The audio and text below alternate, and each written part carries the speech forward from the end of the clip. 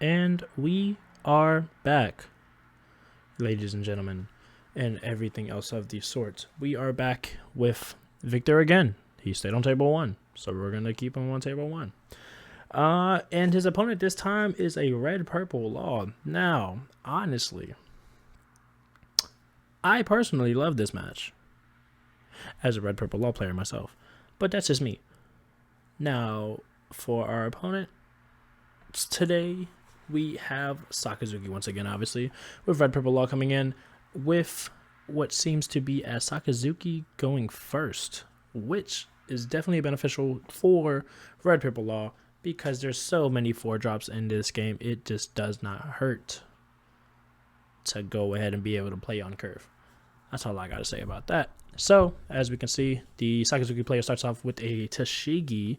Let's see if they have the Brenu to follow up with. Oh, and we see a Pudding getting trashed out here. Interestingly enough, definitely, like I said in earlier rounds, that is such a good card to be able to take in as a blue player for any matchup because it just messes up your opponent's strategy. And in other cases, if your opponent has 52 cards in hand, you can just drop them down to 5. We all love doing that. Definitely wins games in a lot of cases for sure. And then we see the 5k swing being taken by red purple law. And now with 3 down left, what do we got? What do we have here? We have a Brenu, we have a Stage, we have Tashigi, we have Hina. What do we got here? Actually, we're going to see Hina grow some legs here and go ahead and get that buff and swing for a lethal hit. That's going to go ahead and get counted out of. And it's going to be with a Tony, interestingly enough. I have not seen many lists myself, per se, that have Tony. But in this case, you know, Michael's a little bit different. That's why he's up here at these top tables. And as I said earlier, having to be on curve for red purple law is just a beautiful thing because you get to see something played on curve that's going to ramp you up. And in this case, it is a Mr. Bond Clay ramping an Active Dawn and then giving that Active Dawn to red purple law to swing for a lethal hit of 6. And he's going to go ahead and bounce to Tashig to play a Beppo to ramp him back up a Dawn on play rested when he has less Dawn than his opponent. And when swinging, he'll be able to do the same thing. So in this case, now that his opponent is on 5 Dawn, and it is very possible to get rid of both of these in a perfect hand state. Let's just see if Victor has that perfect hand state. Let's go with that.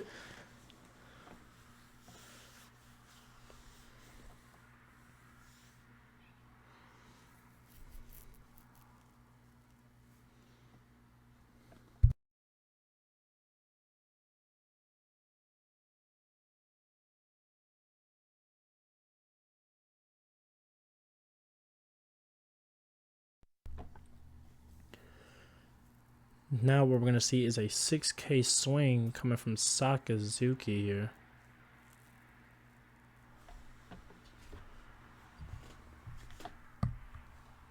And that was taken as well.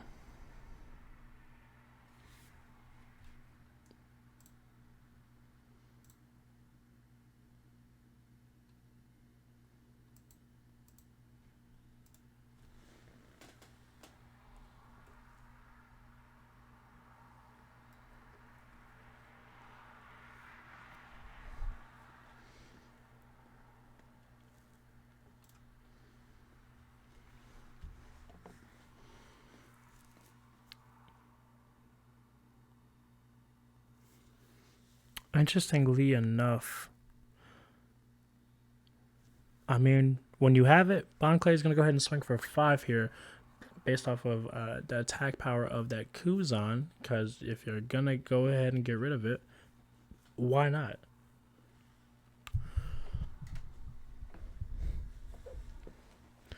The question is now, do we see that Beppo get some action before, or are we going to possibly see... We are on 5 Dawn here. Are we going to see... There's a number of things, honestly, in this deck that can minus that Kuzan and get rid of it. But we're going to start off with a 5k swing, interestingly enough, from the red-purple law himself. Now, like I said earlier, there's a number of things I can get rid of or minus this 5k down to 3k to go ahead and bottom deck. And in this case, we're probably going to see that with the Red Law. Yep, and that's what we see here. Red Law to minus down to Kuzan down to 3k, which is another body on board, and minusing to get rid of that and then to play a Tony in follow-up, which is a blocker, and then having that left Don to go ahead and swing with Beppo, ramping up a rested Don when swinging to have 6k to leader. Definitely this is a red-purple law turn. That it really is no other way to explain that. Honestly, this is a red-purple law turn. Now, the thing here from Victor's perspective is, now what do you get rid of? Because not only does he have, well, there's one way to get rid of it. Having the trigger of, I believe it was Ice Age. I could be wrong. Do correct me if I'm wrong. To go ahead and pop a 3 or less, which fits the parameters of just Tony there. So now that one less target is on the field, what we are seeing here is 3 valid targets for removal. Question is, what are we going to get rid of? Obviously, I think it'd be more beneficial to go ahead and try to get rid of the Beppo for sure. With Mr. Bonclay only being a 1-drop, or my fault, a 1000 power on the following turn, it is not hard to go ahead and swing on that for a simple 5.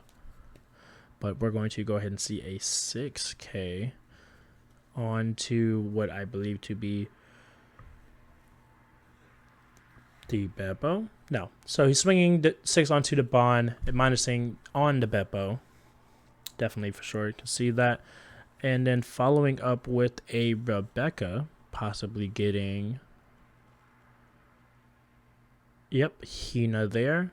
And he has some Don left, that we're going to go ahead and see the bottom deck occurring in some way, shape, or fashion. Beppo, yep, the Hound Blaze will do exactly what it needs to do. Does hurt a little bit that nothing was boosted from that ability, but you know, it does what it needs to do. It's going to go ahead and trash the Lucci, draw a card with Sokka's ability, and pass it back over to Michael over here.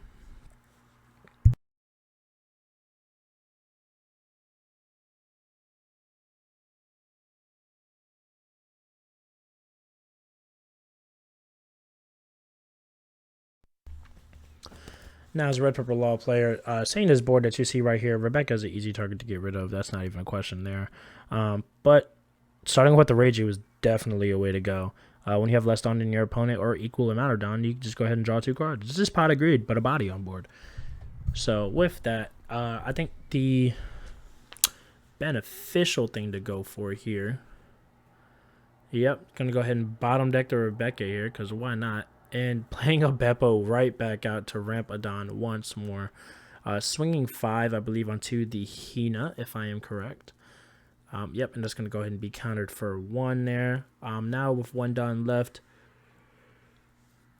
what do we do here? We swing it for 6? I think we're swinging it for 6 here onto the Hina. Have your opponent show you with 2k. And that's exactly what we're going to see here. The question is now, will Victor, yep, have that T-bone to go ahead and save it? And a pass back onto Victor. Now, with number of cards in hand, added due to Reiju ability for sure, and having 3 bodies on board, yeah, I gotta start clearing this board, because otherwise you already are at 2 life. You haven't seen a Kid Killer yet, or a Rush character at all, in that matter of fact. So it's, you gotta really start clearing this board, otherwise it's about to look really, really rough. Law has no issue with spamming a board with more than 3 bodies easily. So if you leave that board as is, it will only get worse here. But we do see the counter to save that body right there. And in this case, it was counted out of twice here. And then, yep, tried and true, you see the Gecko come through. And now that Gecko is going to go ahead and minus and rid of that Beppo. And the question is there a second card that should be played from this get-go? And in this case, nothing else was played, but stuff was bottom decked. Passing back over to the law player, definitely it was a little hurt to have Beppo be rid of once more, because that extra rampage of Don definitely goes a long way. So definitely kudos to Saka being ran by Victor there to do just that.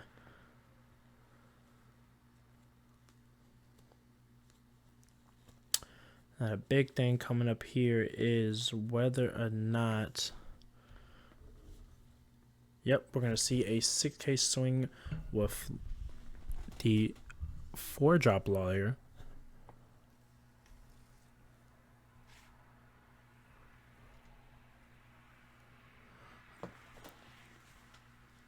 Now, Victor's going to go ahead and take that life right there. And now we see a 7K coming from Reiju here. I think he's putting it on his opponent to just have the answers truthfully. And that is quite a strategy for sure.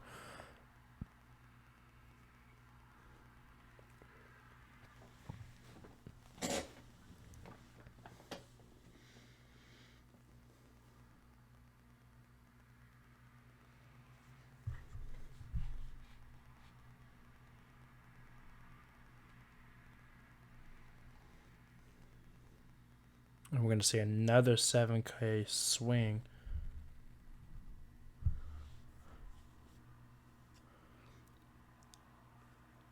Now the question is if he counters out of this. So we do see 3 cards that counter out of this. And I'm going to go ahead and assume that we're going to see a Kid Killer here. Yep, Kid Killer swinging for 7, and GG's from Red Purple Law. Once again, that Kid Killer is what's winning Red Purple Law these games so much. Definitely this is just a way that EBO1 has really boosted and uplifted Red Purple Law as a deck out of the crevices of what was pre-EBO1. It needed Mr. Bon Clay. It needed Kid Killer combo.